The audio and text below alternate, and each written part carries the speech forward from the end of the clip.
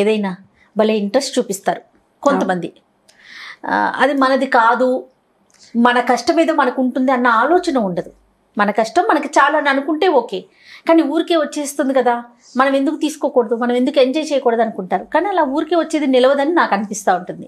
ఊరికే వచ్చేది నిలవదు అంటే ఇప్పుడు ఊరికే వచ్చేది మన కష్టమే మనకి నిలబడుతుంది. ఇప్పుడు బట్టలు కొంటాం ఏదో షాప్ లో, వాళ్ళు కూపన్లు ఉన్నాయండి, మీరు ఇవన్నీ ఫిల్ చేయండి వస్తుంది, ఏదో ఏమంటే గ్యారంటీ గిఫ్ట్లు ఉన్నాయండి అని చెప్తాడు మన ఒక షాప్ లో అతను.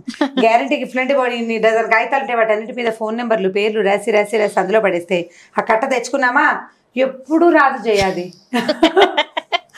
ఏ షాప్ లో ఇచ్చి ఏనాడు ఒక ₹1 కూడా రాలేదు. అంటే ఉచితార్థం వచ్చే సొమ్ము కొంతమందికి రాదు, కొంతమందికి వస్తుంది. అయితే ఇప్పుడు ఉచితార్థం రావటం అంటే ఎవరిదో వచ్చేది మనకి. ఇప్పుడు మనం అందరం కొన్నాము, ఇందులోంచి తలా ₹1 వేసి ఏదో వాళ్ళు ఇస్తారు. ఇప్పుడు ఇలాంటివి ఆలోచనలు ఎలా ఉంటాయంటే ఇది నిలబడే రకపు ఆలోచన కాదు. ఓసారి వస్తుంది, ప్రతిసారి వస్తుందా? రాదు కదా. ప్రతిసారి వస్తుందని మనం ఎక్కడి నుంచి ఈజీ మనీ వస్తుందని దానికోసం పరిగెడుతుంటే ఎట్లా? పరిగెత్తకూడదు. అవన్నీ తెలివి తక్కువ పనుల కింద చెప్తూ ఉండాలి. మనం చందమామ కథలు వస్తాయి బోల్డ్ అని. అయితే ఇప్పుడు మనం ఈజీ మనీ గురించి చెప్తున్నాం కదా, కొంచెం రిలేటెడ్గా ఉండే కథ చెప్తాం. ఈ ఫ్రెండ్స్కి పిల్లలకి చెప్పడానికి ఫ్రెండ్స్ గురించిన కథలు బాగుంటాయి.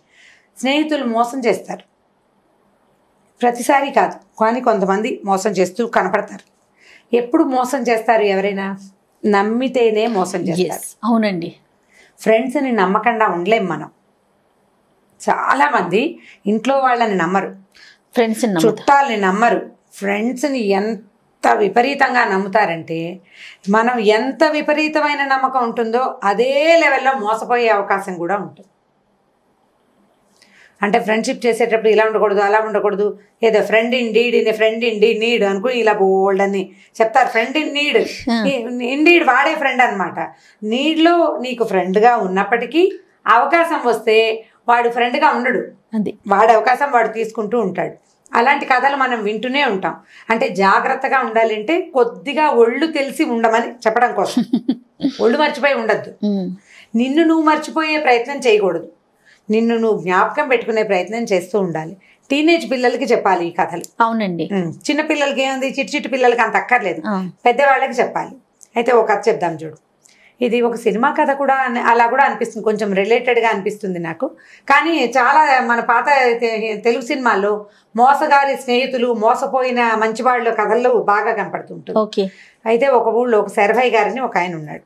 ఆయన దగ్గర చాలా డబ్బులు ఉండేవి. అంటే ముందు ఆస్తి వచ్చింది, పెద్దవాళ్ళ ఆస్తి ఆయనకి చాలా వచ్చింది. అయితే ఆయనకేం వ్యాపారాలు అవి రావు, ఏదో డబ్బులు జాగ్రత్త పెట్టుకుని కాస్త పొలం కొనుక్కొని అలా ఉండేవాడు. ఆయనకి స్నేహితులు ఉండేవాళ్ళు. 2-3 ఫ్రెండ్స్ అన్నారు, నీకు వ్యాపారం రాకపోతే ఏమిటో, నువ్వు పెట్టుబడి పెట్టు, మేము బిజినెస్ చేసి పెడతాం, మేము చేస్తాం కదా చక్కగా అని ఆయన నమ్మించారు.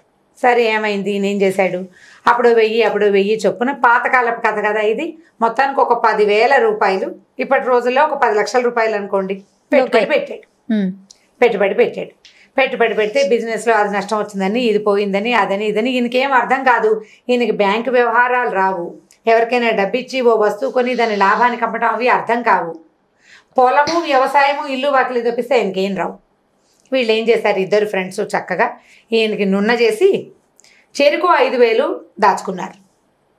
5,000 తమ అకౌంట్లలో జమ చేసుకుని పెట్టుకున్నారు. డబ్బంతా పోయింది. బిజినెస్లో నష్టం వస్తుంది, లాభ నష్టాలను మనం చూసుకోవాలి కదా, ట్రై చేసాం రాలేదు అన్నారు. డబ్బులు ఈయనవు కదా, మిగిలిన వాళ్ళిద్దరూ కూల్గా ట్రై చేసామో యథాశక్తి పోయినాయి, ఏం చేస్తాము అంతా దైవాధీనం సర్వీసు అని కథలు చెప్పారు. ఇప్పుడు డబ్బులు మనవి కానప్పుడు మనం ఎన్ని కథలైనా చెప్తాం కదా. ఈ కథలు చెప్పేసరికల్లా ఏమైంది, ఈయన ఏమనుకున్నాడు, సరే ఊరుకున్నాడు. కానీ ఆయనకి లోపాయకారిగా వీళ్ళిద్దరి దగ్గర చెరో 5,000 డబ్బులు చేరినాయని తెలిసింది. వాళ్ళ దగ్గర డబ్బు లేదు మొదట, మనం ఇచ్చింది 10,000, చెరుకో 5,000 ఉన్నాయంటే గ్యారంటీగా ఆ డబ్బులు కదా. ఆయన కూడా ఆయన స్నేహితులతో మంచిగానే ఉన్నాడు, పోట్లాళ్ళ మంచోడు, ఫ్రెండ్షిప్ కూడా వదిలిపెట్టల. కొంతకాలం ఇలా గడిచాక ఏమైంది, ఈయనకి ఏదో జబ్బు చేస్తే ఈయన ఏం చేశాడంటే ఒకరోజు ఫ్రెండ్స్లో ఒక ఆయన్ని పిలిచాడు దగ్గరికి. ఒరే నాయన, మా ఆవిడ ఒత్తిగా అమాయకురాలు, బిజినెస్లో డబ్బులు పోయినాయనుకో, ఏదో ఇల్లు ఒకటి మిగిలింది, పొలాలు పుట్రలు ఏవో ఖర్చు పెట్టేశాను, నా దగ్గర ఒక ₹16,000 ఉన్నాయి, 16,000ని నేను 1000 రూపాయలు 1000 నాణేలు ఒక్కొక్క కుండలో చొప్పున 16 కుండల్లో వేసి మా ఇంట్లో పాతిపెట్టాను. నా భార్యకి తెలివి తక్కువది, అంతా డబ్బులు పాడు చేసుకుంటుంది. కాబట్టి జాగ్రత్తగా ఆమెకు తెలియకుండా అప్పుడో ముంత తవ్వి తీసుకునేలాగా ప్లానింగ్గా చెప్తూ నా భార్యని పిల్లల్ని కాస్త కాచి కాపాడాలి నాయన నువ్వు అని ఒక ఫ్రెండ్కి చెప్పాడు. అంటే 16 ముంతల్లో డబ్బు ఉంది. అది ఇంటికి 4 గదుల ఇంట్లో 4 మూలల నేలలో పాతిపెట్టి ఇవ్వడి ఉంది. 4 16 బాగుంది కదా. సరే, ఇంకో ఫ్రెండ్ని కూడా పిలిచి సేమ్ డిట్టో ఇవే వాక్యాలు నీకే చెప్తున్నాను, ఇంకెవరికి చెప్పట్లేదని ఇద్దరికీ చెప్పాడు. చెప్పి భార్యకి ఏం చెప్పాడంటే, అమ్మాయి నువ్వు చాలా కష్టంలో కనుక ఉంటే నా ఫ్రెండ్స్లో ఎవరో ఒకళ్ళని 10-25 రూపాయలు అడుగు, వాళ్ళు ఏమైనా ఇల్లు అవి కొనుక్కుంటామంటే మంచి రేటు చూసుకుని తెలివిగా అమ్ముకోవే అని చెప్పాడు. కొంతకాలానికి గతించాడు ఈయన. గతించిన తర్వాత ఏమైంది, ఒక 5-6 నెలలు ఏదో చుట్టాలు పక్కాలు చేసిన సహాయాలతోటి వీళ్ళు ఇల్లు వాకిలి నడిచిపోయినాయి. పొలం నుంచి ఏదో 10 రూపాయలు వచ్చేది. అప్పట్లో పొలాల నుంచి ఏం వచ్చేది, ఇప్పుడే ఏం రావట్లేదు, అప్పుడు అసలు వచ్చేది కాదు, ఏదో వచ్చేది కాస్త. వాళ్ళు తినడానికి వాటికి సరిపోయేది.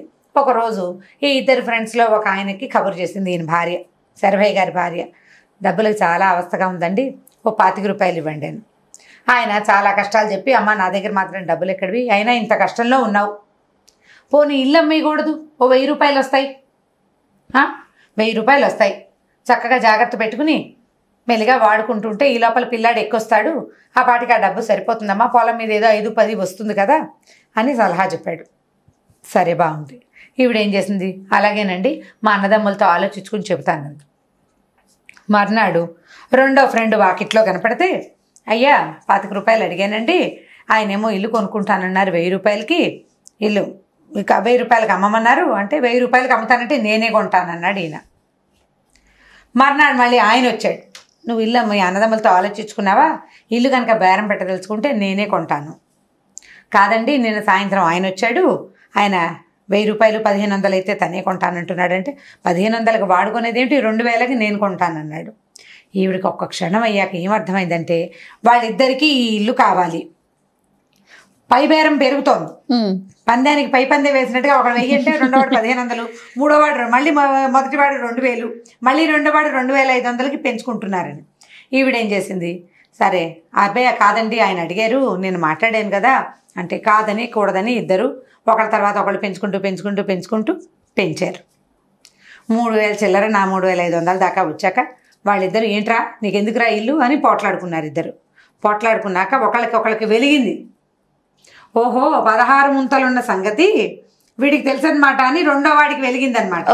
ఇద్దరు మొహంహాలు చూసుకుని నవ్వుకున్నారు. నవ్వుకుని ఎరా అదేనా ప్లాన్ అంటే అదే ప్లాన్, అయితే ఓ పని చేద్దాం, బేరం పెరిగిపోతుంది, 10,000కి దాకా పెంచేసాం. పెంచేశారు, అట్లా పెంచుకుంటూ పోయింది. 10,000కి ఏముంది, మన ఇద్దరి దగ్గర చెరుకో 5,000 ఉన్నాయి, చెరుకో 5,000 వేసేసామనుకో, అయినా కూడా 16,000 వస్తుంది మనకి. ఇప్పుడు ఈ డబ్బులు కూడా మనవి కాదు, వాళ్ళ డబ్బే వాళ్ళకి ఇచ్చేసి 16,000 కొట్టేస్తాం మనం, అప్పుడు చెరుకో 8,000 వస్తుంది. బాగుందిగా ప్లాన్ అని చెప్పి ఆవిడకి ఏం చెప్పారు, అమ్మ పత్రాలు తీసుకురా 10,000కి మేమిద్దరం కలిసే కొనుక్కుంటాం ఈ ఇల్లు అని చెప్పారు. చాలా బాగుంది. ఆవిడ ఏం చేసింది, సామాన్లు గీమాన్లు అన్నీ తీసుకుంది. మరి వాళ్ళ అన్నదమ్ముడు ఊరికి పక్క ఊరికి తరలించేసుకుంది. పొలాలు అవి బేరం పెట్టుకోలేదు, ఒక కౌలుదారిని ఎవరినో ఏర్పరచుకుని వీళ్ళు ఇచ్చిన డబ్బు తీసుకుని 10,000 తటాబుట్టా సర్దుకుని పుట్టింటికి వెళ్ళిపోయింది. ఆవిడ వెళ్ళిపోయేదాకా వెయిట్ చేసి వీళ్ళు ఏం చేస్తారు, పత్రాలను రాయించేసుకున్నారు కదా, ఈ 2 గదులు నీవి ఈ 2 గదులు నీవి అని పంచుకున్నారు. అక్కడి నుంచి తవ్వుడు మొదలు. ఏం తవ్వినా భూగృహాల కింద నుంచి బయటకు వస్తున్నాయి తప్ప ఎక్కడ ఒక కుండ లేదు, పెంకు లేదు. అందరూ అడిగారు ఊళ్ళో వాళ్ళు, ఇల్లు కొనుక్కున్నారు సరే తవ్వుకుంటారేంటండి, ఎందుకు తవ్వుతున్నారు అంటే సమాధానం లేదు. దగ్గరుండి తవ్వించాలి, ఎవడో ఒక పనివాడికి తవ్వరా అని చెప్పామనుకో వాడు తీసుకుంటాడు కదా, స్వయంగా తవ్వుకోవాలి, దగ్గర కూర్చొని తవ్వించాలి. ఇక కొన్ని రోజుల పాటు తవ్వి పిచ్చెక్కిపోయింది వాళ్ళిద్దరికి, రూపాయి రాల. మీరు ముందు చేసిన బేరం మోసము ఎక్కడ కొట్టింది, చివరికి వాళ్ళ డబ్బు వాళ్ళకి వెనక్కి ఇప్పించింది, మీకు ఇల్లు దొరికినా ఏ ప్రయోజనము లేకుండా పోయి. లేకుండా పోయింది. ఇప్పుడు అత్యాశ, దురాశ, పేరాశ ఇలాంటి అన్ని ఆశలు కలిసి మొదట సంపాదించుకునేవి, అంటే ఆయన అమాయకుడిని చేసి సంపాదించారు. చెరుకు 5,000 తీసుకుని ఆవిడ కాస్త ఏం చక్కగా వెళ్ళిపోయింది. ఆవిడ అదృష్టవంతురాలు. వీళ్ళు తమ తీసిన గోతులో తమే పడ్డారు. వాళ్ళ గోతులు వాళ్ళే తీసుకుంటున్నారు రోజు రోజు. ఈ కథ చెప్తే ఇంట్రెస్టింగ్గా ఉంటుంది స్టోరీ. మీరు ఎంత తాపిగా చెప్తారు, ఎంత బాగా నరేట్ చేస్తారు అనే దాని మీదే ఉంటుంది. ఫ్రెండ్స్ని గుడ్డిగా నమ్మద్దు, నమ్మాలి, నమ్మాలి, నమ్మకంగానే ఉండాలి. మీరు అవతల వాళ్ళతో నమ్మకంగా ప్రవర్తించాలి, వాళ్ళు మీతో నమ్మకంగా ఉన్నారని అనుకోవాలి.